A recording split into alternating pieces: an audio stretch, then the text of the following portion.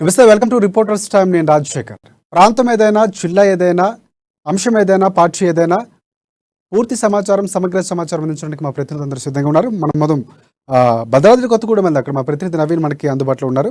ఇక చర్మకారులకు ఉపాధి కల్పించాలనే లక్ష్యంతోనే ఉమ్మడి రాష్ట్రంలో శ్రీకారం చుట్టినటువంటి లెదర్ పార్కు ఇంతవరకు కూడా బీజం పడినటువంటి పరిస్థితి కనిపిస్తుంది. 2002లో 26 ఎకరాల స్థలాన్ని పార్క్ కోసం కేటాయించినటువంటి ప్రభుత్వం ఇప్పటికి కూడా ఎన్ని ప్రభుత్వాలు మారినా దాని కార్యాచరణకు మాత్రం ఎటువంటి బీజం పడిన పరిస్థితి కనిపిస్తుంది. కేవలం హామీల వరకే పరిమితమైనటువంటి పరిస్థితి కూడా ఉంది. దీనిపై పూర్తి అప్డేట్స్ ఏంటి, ఎలాంటి కారణాలు, అంటే కారణం ఏ విధంగా చూడొచ్చు అంటారు? నవీన్ చెప్పండి. Thank you Rajasekhar. ఏదైతే చర్మకారులకు ఏదైతే ఇవ్వాలి అంటే వారికి చర్మకారులకు ఏదైతే ఉపాధి ఇవ్వాలి అనే సదుద్దేశంతో ఉమ్మడి రాష్ట్రంలో ఉన్న అప్పుడు ఈ యొక్క లెదర్ పార్క్ నిర్మాణం అనేది నేతల యొక్క మాటల వరకే సరిపోయిందని కూడా చెప్పొచ్చు. హామీల వరకే జరిగిందని కూడా చెప్పొచ్చు. ముఖ్యంగా మనం చూసుకుంటే మదిర నియోజకవర్గంలోని మడుపల్లిలో ఈ యొక్క లెదర్ పార్క్ కై 20 ఎకరాల స్థలాన్ని అప్పటి ప్రభుత్వం ఈ యొక్క స్థలాన్ని కేటాయించారు. అయితే అప్పుడు ఏదైతే కలెక్టర్ అరవింద్ కుమార్ ఉన్నారో అప్పుడు ఆ యొక్క చుట్టుపక్కల గ్రామాలకు సంబంధించినటువంటి 133 మందితోటి సొసైటీ కూడా ఏర్పాటు చేసి ఆ యొక్క సొసైటీ పేరు మీద ఈ యొక్క ఏదైతే స్థలాన్ని 26 ఎకరాలకు సంబంధించినటువంటి స్థలాన్ని కూడా వారి పేరుపై రిజిస్ట్రేషన్ కూడా చేశారు. కానీ అప్పటి నుంచి అంటే గత 20 సంవత్సరాలుగా ఎన్ని ప్రభుత్వాలు మారినా కూడా ఈ లెదర్ పార్క్ అనేది మోక్షం లభించలేదని చెప్పొచ్చు. అంటే స్వరాష్ట్రం ఏర్పడ్డాక కూడా కేసీఆర్ ఇచ్చిన ఈ యొక్క లెదర్ పార్క్ కై కేసీఆర్ కూడా హామీ ఇచ్చిన నేపథ్యంలో అది కూడా నెరవేరలేదని అక్కడ సొసైటీ సభ్యులు అయితే తెలుపుతున్న సందర్భం అయితే ఉంది. అయితే గత 20 సంవత్సరాల క్రితము ఈ యొక్క స్థలాన్ని ఏర్పాటు చేయగా ఇది ఈ యొక్క ఆక్రమణదారులు అంటే ఈ యొక్క స్థలాన్ని ఒక స్థలం వరకే కేటాయించిన నేపథ్యంలో స్థలం కేటాయించిన తర్వాత అక్కడ ఎటువంటి నిర్మాణం జరగకపోవడంతో ఈ యొక్క ఆక్రమణదారుల కన్ను దాని మీద పడిందని కూడా, ఆ స్థలంపై కూడా పడిందని కూడా చూడొచ్చు. ముఖ్యంగా మనం చూసుకుంటే మడువల్లి, తుళ్ళూరు గ్రామాల మెయిన్ రోడ్ అంటే రహదారి పక్కనే ఉన్నటువంటి ఈ స్థలం చాలా వాల్యుబుల్ స్థలంగా కూడా తెలుస్తుంది. చాలా విలువైన స్థలాన్ని అక్కడ యొక్క కబ్జాలు అంటే అధికార పార్టీ లేకపోతే రాజకీయ నాయకుల అండదండలతోటి అనేక మంది కూడా ఈ యొక్క స్థలాన్ని కబ్జా చేస్తున్న పరిస్థితి కూడా మనం చూడొచ్చు. సుమారు ఇప్పటికే ఒక 10 ఎకరాలకి పైగా ఈ యొక్క స్థలాన్ని కబ్జా చేసినట్లుగా కూడా మనకు కనిపిస్తుంది. అయితే ఏదైతే 2018లో కేసీఆర్ మదిర వచ్చినప్పుడు కూడా ఈ యొక్క లెదర్ పార్క్ కై టిఆర్ఎస్ ప్రభుత్వం మరలా ఈ యొక్క లెదర్ పార్క్ నిర్మిస్తామని హామీ అయితే ఇచ్చినట్లుగా కూడా తెలుస్తుంది. అయితే గత కొన్ని రోజుల క్రితం గ్రీవెన్స్ లో కూడా ఈ యొక్క ఇప్పుడు ఉన్నటువంటి అంటే ఖమ్మం జిల్లా కలెక్టర్ గా ఉన్నటువంటి గౌతమ్ కూడా ఈ యొక్క అంటే ఈ ల్యాండ్ కు సంబంధించి సర్వే పూర్తి చేసి ఈ యొక్క లెదర్ పార్క్ నిర్మాణానికి అయితే కృషి చేస్తామని హామీ ఇచ్చిన నేపథ్యం అందరూ ఎవరైతే జిల్లా కలెక్టర్లు కావచ్చు, అధికార పార్టీ నాయకులు కావచ్చు, లేదు అనుకుంటే ఇటు రాష్ట్ర ప్రభుత్వం కావచ్చు, కేవలం హామీల వరకు మాత్రమే ఇవన్నీ కూడా ఉంటున్నాయి. ఏదైతే అమలులోకి అయితే రావట్లేదు అని చెప్పి ఇటు సొసైటీ సభ్యులు అయితే వాపోతున్న సందర్భం కూడా ఉంది. అయితే ఎప్పుడైతే 133 మందితోటి ఏర్పడినటువంటి ఈ యొక్క సొసైటీ అనేది ఇప్పుడు దాంట్లో 133 మందిలో 9 మంది మరణ కూడా లెదర్ పార్క్ అనేది కార్యరూపం దాల్చకపోవడం చాలా విచిత్రమైన పరిస్థితి కూడా కనిపిస్తుంది. ఎందుకంటే ఈ యొక్క లెదర్ పార్క్ ఏర్పాటైనట్లయితే ఈ యొక్క ఉమ్మడి జిల్లాలకు సంబంధించినటువంటి అనేక మంది చర్మకారులకు ఇది ఒక ఉపాధిగా కూడా ఉండేది. కానీ ఎవరు కూడా పట్టించుకోకపోవడం వలన ఈ యొక్క స్థలము అన్నిక్రాంతం అవుతుంది. అదే విధంగా ఈ లెదర్ పార్క్ నిర్మాణం అనేది కూడా అటకెక్కుతున్నట్లుగా కూడా మనం చూడొచ్చు. ముఖ్యంగా మనం చూసుకుంటే ఈ యొక్క కేవలం మదిర వరకే ఇది కాకుండా ఉమ్మడి జిల్లాలకు సంబంధించి ఉమ్మడి జిల్లాలలో కూడా అనేక మందికి కూడా ఇది ఉపయోగకరంగా ఉన్నటువంటి ఈ యొక్క ప్రాజెక్ట్ ని ప్రభుత్వాలు ఎందుకు నిర్లక్ష్యం చేస్తున్నాయనేది ఇటు ప్రజలలో అదే విధంగా సొసైటీ సభ్యులో ఒక ఆలోచన అయితే రేకెత్తుతుంది. ముఖ్యంగా మనం చూసుకుంటే 26 ఎకరాల ప్రభుత్వ భూమి అంటే సుమారు ఇప్పుడు దాని యొక్క విలువ ఎకరానికి వచ్చి 15 లక్షల నుంచి 20 లక్షల రూపాయలు ఉన్నటువంటి స్థలాన్ని ఆ విధంగా వదిలేయడం పట్ల ఈ యొక్క కబ్జా రాయిల కన్నా దాని మీద పడి కొంచెంగా అంటే కొన్ని సంవత్సరాల తర్వాత అయితే అక్కడ ఈ యొక్క లెదర్ పార్క్ కు నిర్మించినటువంటి స్థలం అసలు మచ్చుకకు కూడా కనిపించే పరిస్థితి అయితే లేదు. అయితే ఇప్పటికైనా కూడా అంటే ఈ కేసీఆర్ కూడా అంటే ముఖ్యమంత్రి కేసీఆర్ కూడా 2018 మధ్యలో వచ్చిన సందర్భంగా ఈ యొక్క లెదర్ పార్క్ కి సంబంధించి అక్కడ ఉన్నటువంటి సొసైటీ సభ్యులు వారికి వినతి పత్రం అందించిన నేపథ్యంలో దీనిని త్వరగానే నిర్మిస్తామని ఈ యొక్క లెదర్ పార్క్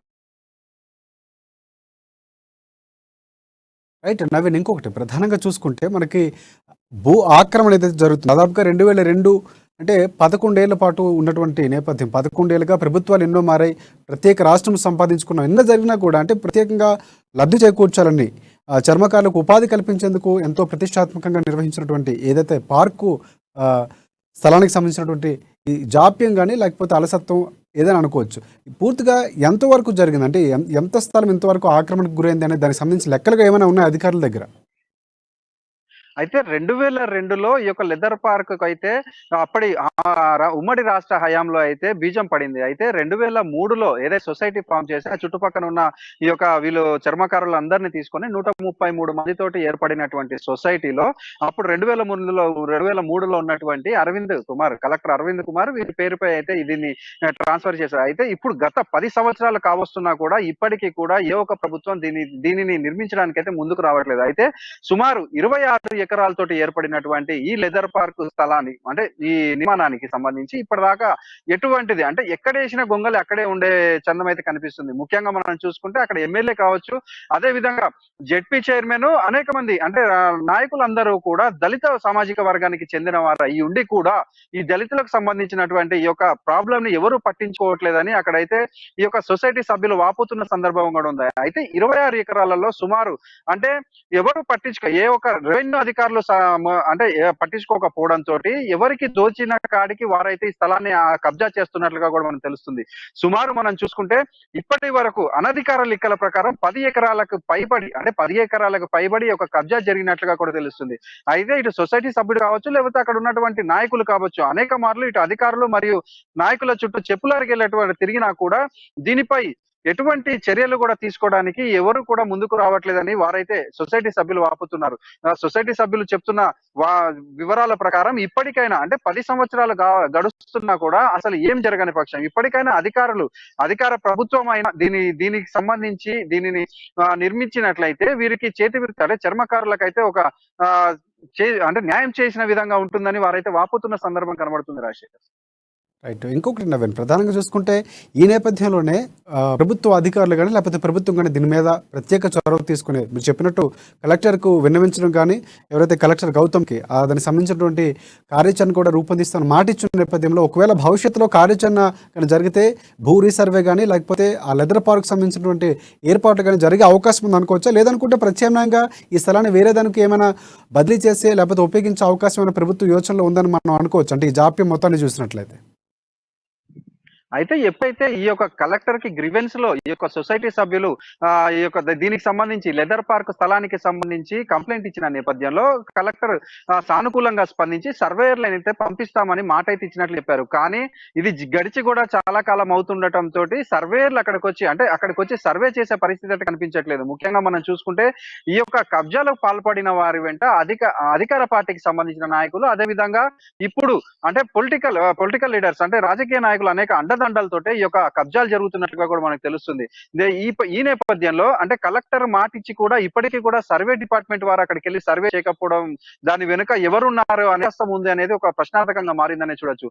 ముఖ్యంగా మనం చూసుకుంటే ఈ యొక్క లెదర్ పార్క్ కు సంబంధించి ఈ యొక్క అంటే జిల్లా కలెక్టర్ స్థాయిలో సర్వే పూర్తి చేసి ఈ యొక్క 26 ఎకరాలని కూడా మరలా ఈ యొక్క లెదర్ పార్క్ కే వచ్చేలా చూస్తే చాలా న్యాయం జరిగే విధంగా అయితే ఉంటుంది. అయితే కానీ ఈ స్థలాన్ని లెదర్ పార్క్ కు మాత్రమే వినియోగించే విధంగా వేరే దానికి అప్పచెప్తే మాత్రం అక్కడ ఉన్నటువంటి సొసైటీ సభ్యులు కావచ్చు, లేదు అంటే ఈ చర్మకారులు వీరందరూ కూడా ఎదురు తిరిగే పరిస్థితి కూడా కనపడుతుంది. కాబట్టి ఆ స్థలాన్ని వేరే వారికి అయితే అంటే వేరే వారికి ఇచ్చే పరిస్థితి అయితే లేదు. కానీ ఈ యొక్క లెదర్ పార్క్ పూర్తయ్యే విధంగా చూడాల్సిన బాధ్యత అయితే ఈ యొక్క అధికార పార్టీ మరియు ఈ జిల్లా యంత్రాంగంపై ఉంది. అయితే జిల్లా ఆఫీసర్లు ఇప్పటికైనా మేల్కొని ఆ ఆక్రమణదారులపై ఒక చర్యలు తీసుకొని ఆ భూ సర్వే కంప్లీట్ చేసి ఈ యొక్క లెదర్ పార్క్ కు సంబంధించి ఎంత త్వరగా పూర్తయితే అంత త్వరగా భూమి మొత్తాన్ని కూడా వీళ్ళు స్వాధీనపరుచుకొని ఆ నిర్మాణాలు చేపడితే ఇటు ఆక్రమణదారుల నుంచి భూమిని కాపాడినట్టు అవుతుంది. అదే విధంగా చర్మకారులకు వారి వృత్తికి ఆసరాగా కూడా ఉంటుందని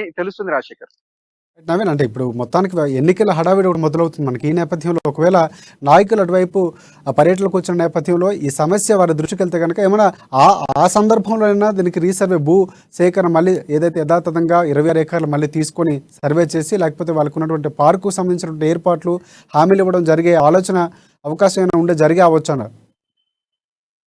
గత 10 సంవత్సరాలుగా కూడా ఎలక్షన్ల సమయంలో మాత్రమే ఈ నాయకులు వారి వద్దకి అంటే ఏదైతే ఈ యొక్క సొసైటీ సభ్యులు ఉన్నారో సొసైటీ సభ్యులకు సంబంధించి అక్కడ రాజకీయంగా పరంగా అక్కడికి వెళ్ళినప్పుడు మాత్రమే ఈ సొసైటీ సభ్యులు విన్నవించిన నేపథ్యంలో చేస్తాం అని చెప్పి హామీ ఇస్తున్నారు తప్ప తర్వాత దీనిని పట్టించుకున్న నాదుడే లేదని వీరందరూ కూడా వాపోతున్న సందర్భం ఉండే. అంటే మనం చూసుకుంటే కేవలం అంటే ఒకవేళ ఈ యొక్క పనులు సక్రమంగా జరిగేటట్టయితే గత 10 సంవత్సరాల నుంచి ఈ యొక్క స్థలము అదే విధంగా ఎక్కడ వేసిన గొంగలు అక్కడే విధంగా ఉండే పరిస్థితి అయితే లేదు.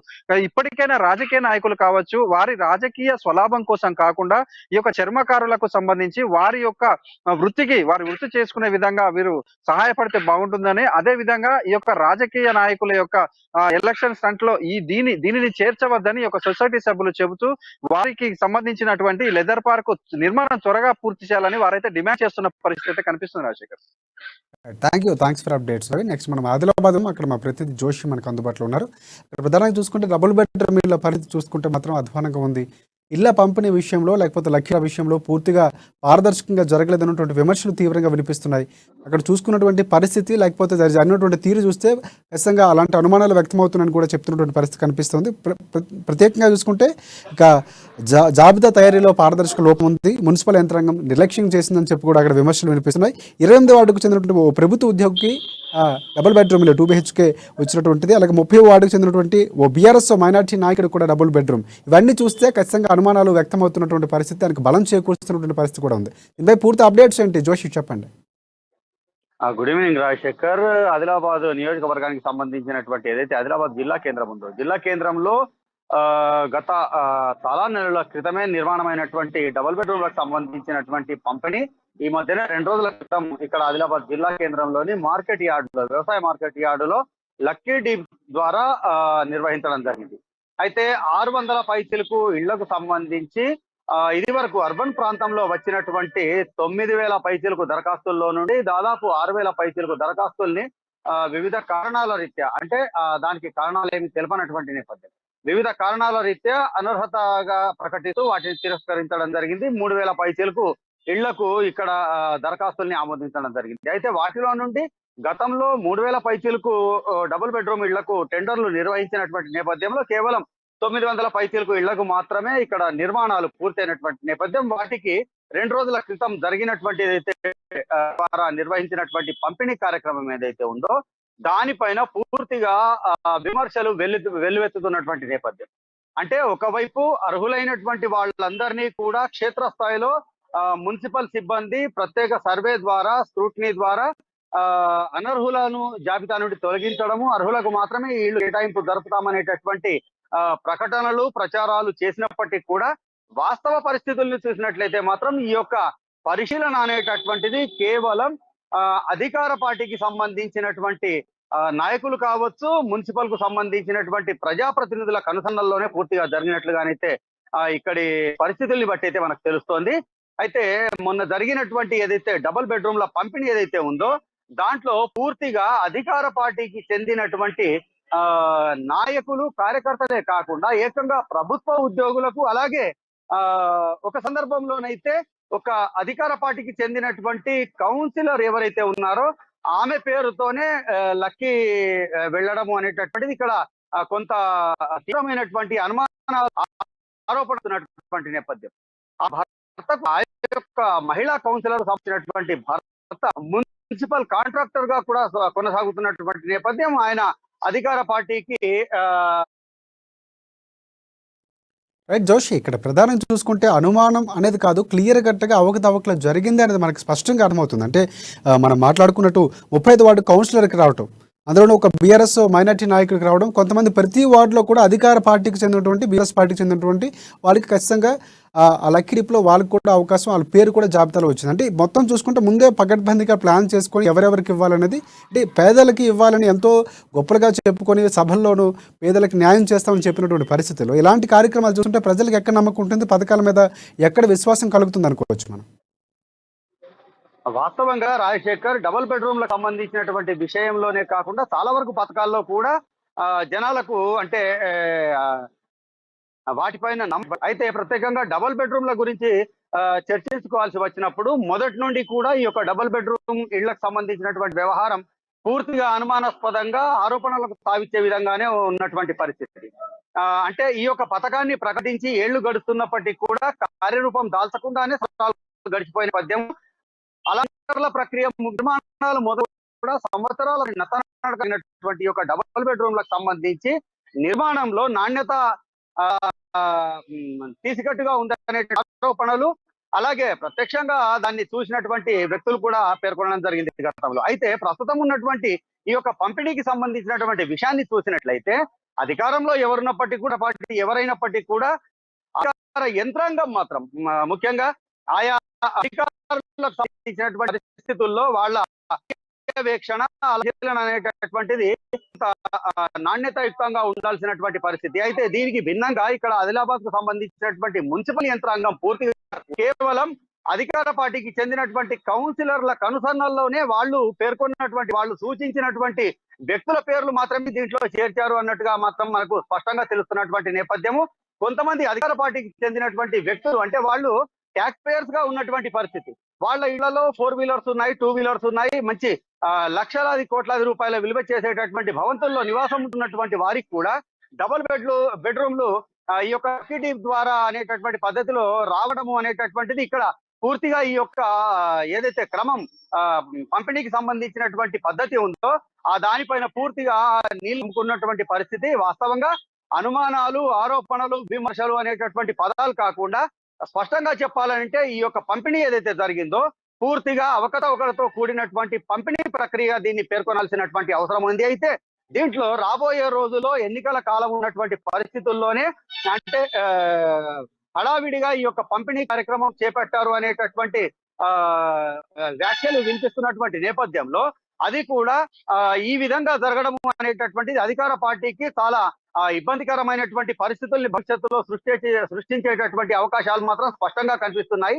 అదే జరిగినట్లయితే కనుక మళ్ళీ రెండవ విడత కూడా పంపిణీ నేపథ్యం, ఆ రెండవ విడత పంపిణీలో మీకు ఇప్పుడు రానటువంటి వాళ్లకు మీకు వస్తుంది అనేటటువంటి ఒక నమ్మకమైన భరోసా కల్పించినటువంటి నేపథ్యంలో ఆశావహులు అయినటువంటి పేద జీవులందరూ కూడా ఆ యొక్క భరోసాతో వేచి చూస్తున్నటువంటి పరిస్థితి. ఒకవేళ రెండవ విడత తదుపరి చేపట్టే రెండవ విడత పంపిణీలో కూడా వాళ్ళకు రానట్లయితే వందలు వేలాది మంది ఈ యొక్క ప్రక్రియ పైన ఎదురు తిరిగేటటువంటి సందర్భం అయితే మనకు పరిస్థితి అయితే కనిపిస్తున్నటువంటి నేపథ్యం. ఒకవేళ అదే కనుక జరిగినట్లయితే అధికార పార్టీకి చాలా ఇబ్బందికరమైనటువంటి పరిస్థితులు మాత్రం ఎదుర్కోవాల్సినటువంటి దుస్థితి ఉంటుందనేటటువంటిలో అనుమానం ఏమీ లేదు రాజశేఖర్. జోషి, అంటే పేదలకి చేయూతనివ్వాలని, ఎందుకంటే పేదవాడి సొంత ఇంటి కళ అనేది ఇల్లు కళ. అంటే ఇంకోసం చాలా కష్టపడి పొదుపుగా ఒక దగ్గర పోగు చేసుకుంటారు, ఎన్నో లోన్లు, ఇంత కష్టం ఉంటుంది. అలాంటి వారికి ప్రభుత్వం భరోసా ఇచ్చి ఇల్లు ఇస్తానంటే ఖచ్చితంగా వారు దరఖాస్తులు చేసుకుంటారు. మనం చూసుకుంటే 9,000 దరఖాస్తులు వచ్చాయి, అందులో 6,000 వరకు క్యాన్సర్ అయినటువంటి పరిస్థితులు కూడా మనం మొత్తం చూస్తాం. అంటే ఈ నేపథ్యం చూసుకుని ఇంతమంది ఆశావాహులు ఉన్న నేపథ్యంలో ఇలాంటి ప్రభుత్వమే లేకపోతే వార్డు కౌన్సిల్ కానీ మున్సిపల్ యంత్రం కానీ ఇలాంటి కార్యక్రమాలు చేపడితే ప్రభుత్వం మీద నమ్మకం ఎలాగో పోతుంది, పక్కన పెడితే. అంటే ఎంత నిర్లజ్జగా, అంటే భయపడకుండా ప్రభుత్వం ఏం చేయదు, ప్రజల నుంచి వ్యతిరేకతను మేము చూసుకుంటాం, వాళ్ళ యొక్క అండదండలతో చేస్తున్నారని అనుకోవచ్చు. అంటే ఇంత జరుగుతుంటే ఖచ్చితంగా ప్రభుత్వానికి లేకపోతే అధికారులకు తెలియకుండా, నాయకులకు తెలియకుండా జరిగే పరిస్థితి ఉండదు. మొత్తానికి ఈ వ్యవహారం ఎలా చూడొచ్చు అంటారు? ఖచ్చితంగా అధికార యంత్రాంగానికి, అధికార పార్టీకి చెందినటువంటి ప్రజాప్రతినిధులకు తెలియకుండానే ఈ యొక్క తతంగం జరుగుతుంది అని అనుకోలేనటువంటి పరిస్థితులు అయితే స్పష్టంగా కనిపిస్తున్నాయి. ఎందుకంటే ప్రతి శాఖకు, ప్రభుత్వ శాఖకు సంబంధించినటువంటి వ్యవహారాలన్నీ కూడా అధికార పార్టీ కనుసనల్లోనే జరుగుతున్నటువంటి నేపథ్యం. ప్రత్యేకంగా పోలీసులు కావచ్చు, రెవెన్యూ కావచ్చు, ఇటువంటి పరిపాలనా విధమైనటువంటి వ్యవస్థలన్నీ కూడా పూర్తిగా అధికార పార్టీకి సంబంధించినటువంటి ముఖ్యుల కనుసన్నల్లోనే కొనసాగుతున్నటువంటి పరిస్థితి. అయితే ఈ యొక్క డబుల్ బెడ్రూమ్లకు సంబంధించినటువంటి విషయంలో పూర్తిగా నియోజకవర్గ వ్యాప్తంగా కూడా గతంలో చూసినట్లయితే స్వయం మాజీ మంత్రి, ప్రస్తుత ఎమ్మెల్యే జోగురామన్నకు సంబంధించినటువంటి సొంత మండలంలో కూడా డబుల్ బెడ్రూమ్ల వ్యవహారంలో అక్కడ స్థానికులందరూ కూడా రోడ్డెక్కి ఆందోళనకు దిగినటువంటి నేపథ్యాన్ని మనం ఇక్కడ ఒకసారి గుర్తు చేసుకున్నట్లయితే రాబోయే రోజుల్లో ఆదిలాబాద్ మున్సిపాలిటీ పరిధిలో కూడా ఇదే విధమైనటువంటి పరిస్థితులు తలెత్తేటటువంటి అవకాశాలు ఉన్నటువంటి నేపథ్యంలో చూసినట్లయితే నియోజకవర్గ వ్యాప్తంగా కూడా డబుల్ బెడ్రూమ్ల ప్రక్రియ అనేటటువంటిది పూర్తిగా ప్రహసనంగా మారడమే కాకుండా అధికార పార్టీకి చెందినటువంటి ఆయా స్థాయిలో ప్రజాప్రతినిధులు కావచ్చు, ఇటు అధికార యంత్రాంగానికి సంబంధించినటువంటి వారిలో కొంత కావచ్చు, పూర్తిగా వారికి జేబులు నింపేటటువంటి వ్యవస్థగా మారినటువంటి సందర్భాన్ని అయితే మనం ఇక్కడ గుర్తు చేసుకోవాల్సినటువంటి అవసరం ఉంది రాజశేఖర్. అంటే ఇలాంటి పరిణామాలు జరిగినప్పుడు, అంటే ప్రభుత్వ పథకాలు పారదర్శకంగా పేదవాళ్ళకి చేరవలసినటువంటి నేపథ్యంలో అది కాకుండా వేరేగా అధికార యంత్రాంగ బలం లేకపోతే నాయకుల యొక్క ప్రోద్బలంతోనో లేకపోతే వారి యొక్క కనుసన్నలోనూ ఇలాంటి కార్యక్రమాలు జరిగినప్పుడు ఖచ్చితంగా ప్రజల్లో వ్యతిరేకత అనేది వస్తుంది. అంటే ఈ వ్యతిరేకత అనేది మీరు ఇందాక మాట్లాడినట్టు ఖచ్చితంగా ప్రభావం అనేది ఎన్నికల మీద పడుతుంది. ఖచ్చితంగా ప్రజల్లో మార్పు రావాల్సిన అవసరం ఉందంటారు ఇలాంటి సమయాల్లో, ఇలాంటి జరిగినప్పుడు?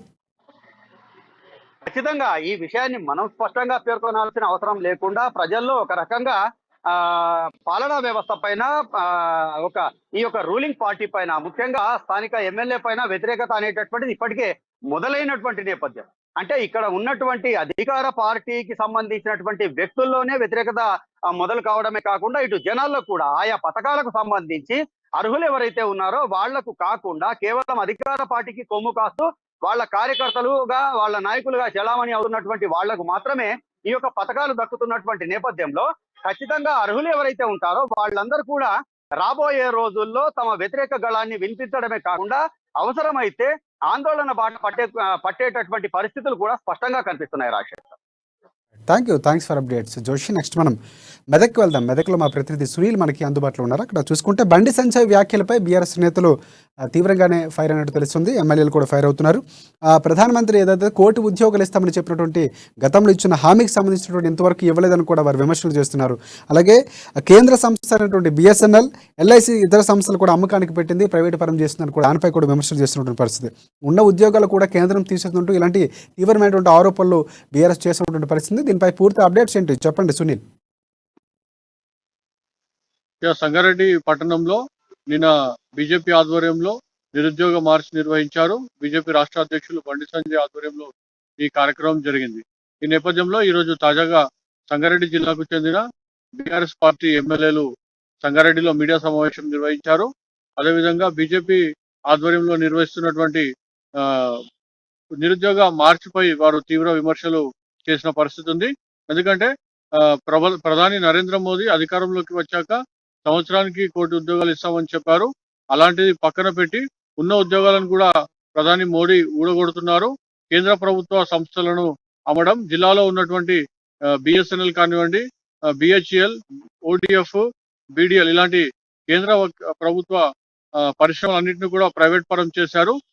సంగారెడ్డిలో కాకుండా సంగారెడ్డి కానుకొని ఉన్నటువంటి కేంద్ర ప్రభుత్వ సంస్థల వద్ద మిలియన్ మార్చ్ నిర్వహించాలి, అక్కడ ఉద్యోగులకు ఉద్యోగ భద్రత కల్పించాలని చెప్పి కూడా బీజేపీ బీఆర్ఎస్ ఎమ్మెల్యేలు విమర్శించిన పరిస్థితి ఉంది. అదేవిధంగా ఈ కార్యక్రమంలో సంగారెడ్డి మాజీ ఎమ్మెల్యే చింతా ప్రభాకర్ సహా అందోల్, జహీరాబాద్ ఎమ్మెల్యేలు మాణిక్రావు, అదేవిధంగా చంటి క్రాంతికిరణ్ పాల్గొన్న పరిస్థితి ఉంది. అయితే ఈ నేపథ్యంలో అందోల్ ఎమ్మెల్యే చంటి క్రాంతికిరణ్ మాట్లాడుతూ బీజేపీ రాష్ట్ర అధ్యక్షులు బండి సంజయ్ నోరు అదుపులో పెట్టుకోవాలి, మంత్రులను కానివ్వండి లేదంటే సీఎం కేసీఆర్, మంత్రి కేటీఆర్ పైన ఆయన తీవ్ర స్థాయిలో విమర్శలు చేశారు. వారి పదజాలాన్ని వెనక్కి తీసుకోవాలని చెప్పి కూడా ఇదో పలికారు చంటి క్రాంతికిరణ్. మరోవైపు తెలంగాణ రాష్ట్రం ఏర్పడ్డాక అనేక సంక్షేమ కార్యక్రమాలను సీఎం కేసీఆర్ తెలంగాణ రాష్ట్రంలో ప్రవేశపెట్టారని, వాటన్నింటినీ కూడా కేంద్రం కాపీ కొడుతుందని చెప్పి కూడా ఎమ్మెల్యే క్రాంతికిరణ్ విమర్శించిన పరిస్థితి ఉంది. అందుకు ఉదాహరణగా ఆయన చాలా తెలంగాణలో అమలవుతున్న పథకాలకు సంబంధించి చెప్పారు. రైతులకు ఇస్తున్నటువంటి రైతు బంధు కానివ్వండి, మిషన్ భగీరథ ఇలాంటి కార్యక్రమాలన్నింటినీ కూడా కేంద్రం కాపీ కొడుతుందని చెప్పి చెప్తా ఉన్నారు. అయితే కేంద్రం ఎన్నో అవార్డులను రాష్ట్రానికి ఇచ్చింది. అదే సూచన మనకు తెలుస్తుంది. తెలంగాణ రాష్ట్రంలో జరుగుతున్న అభివృద్ధికి సంబంధించి కేంద్రమే గుర్తించిందని చెప్పి కూడా ఆయన చెప్తా ఉన్నారు. అయితే మొత్తానికైతే బీజేపీ ఆధ్వర్యంలో నిర్వహించినటువంటి నిరుద్యోగ మార్చ్ అటు బీజేపీ కానివ్వండి, ఇటు అధికార బీఆర్ఎస్ పార్టీ నాయకుల మధ్య తీవ్ర విమర్శలకు దారితీస్తుంది.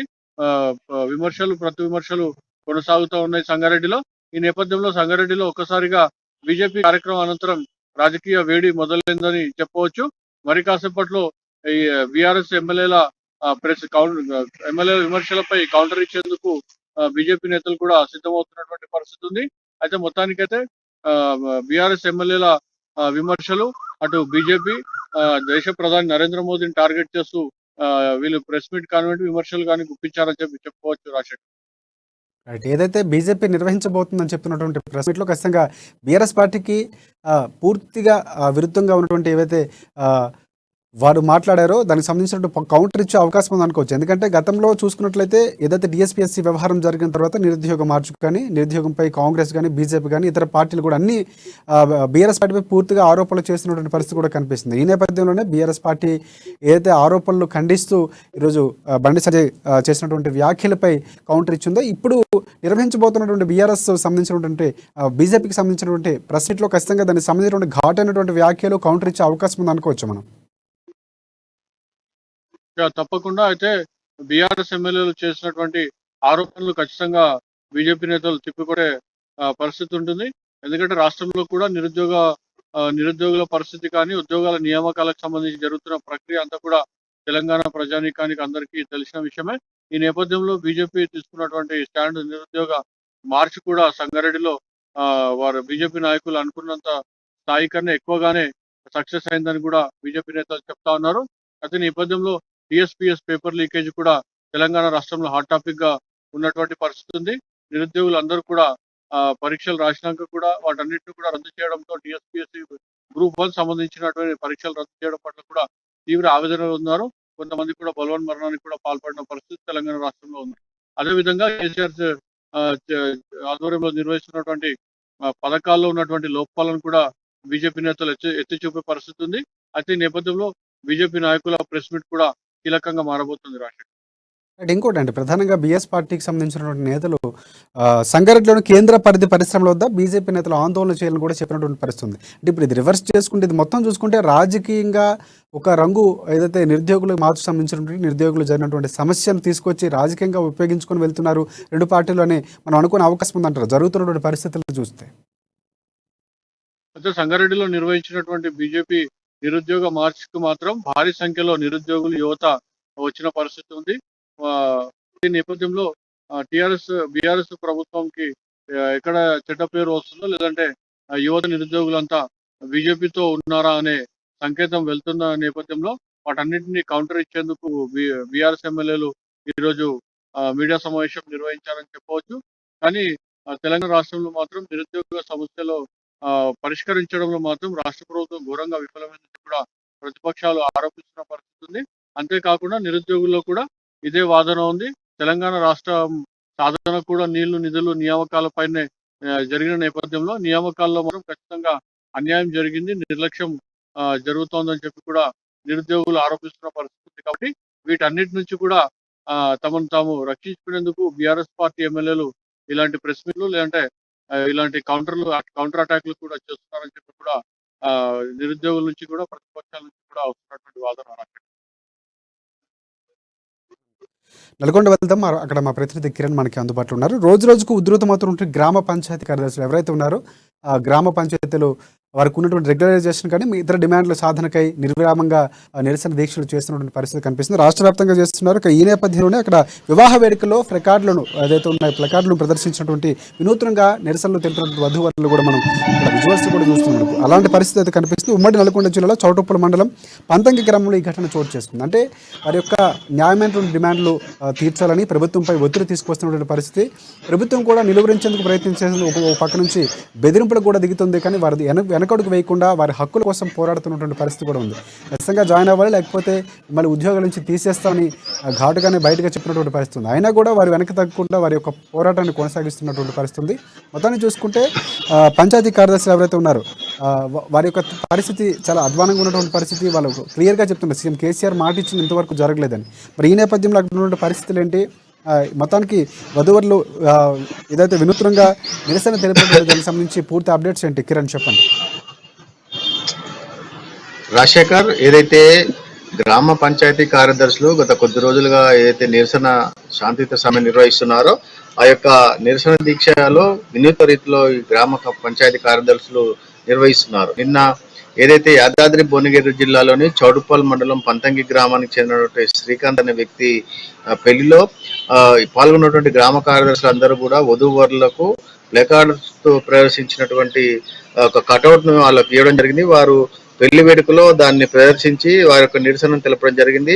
అదేవిధంగా ఆ పెళ్లికి వచ్చినటువంటి అందరూ కూడా అదే ప్లే కార్డును ప్రదర్శించి నిరసన తెలపడంతో వారి యొక్క చేస్తున్నటువంటి నిరసన అందరిని చూడే విధంగా అందరూ కూడా మా యొక్క సమస్యలను గుర్తించాలనే విధంగా ఉంది. అంతేకాకుండా తెలంగాణ వ్యాప్తంగా కూడా గ్రామ పంచాయతీ కార్యదర్శులు ప్రతి జిల్లాలో కూడా వివిధ రూపాల్లో నిరసన తెలియజేస్తూ ప్రభుత్వానికి తమ సమస్యను చెప్పుకునే ప్రయత్నం చేస్తున్నారు.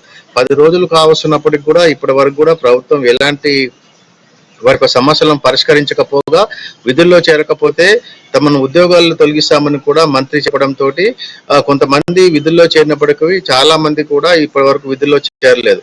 తమ సమస్యను ప్రభుత్వానికి వినిపించాలని, తమ సమస్యను వెంటనే పరిష్కరించాలని వారు రోజు కూడా డిమాండ్ చేస్తూ వస్తున్నారు. వారికి అధికార ఎవరైతే ఉన్నారో టీఆర్ఎస్ ప్రభుత్వం తమ యొక్క హక్కులను కాలరాస్తుందని తమను రెగ్యులరైజేషన్ చేయడంలో తీవ్ర నిర్లక్ష్యం వహిస్తుందని వాళ్ళు ఆరోపిస్తున్నారు. అయితే వీరికి ఇటు బీజేపీ, కాంగ్రెస్, అదేవిధంగా జనసమితి కోదండరాం కూడా వీరందరికీ కూడా ఈ యొక్క చేసినటువంటి శాంతియుత సమ్మెలో పాల్గొని వారికి సంఘీభావం కూడా ప్రకటిస్తున్నారు.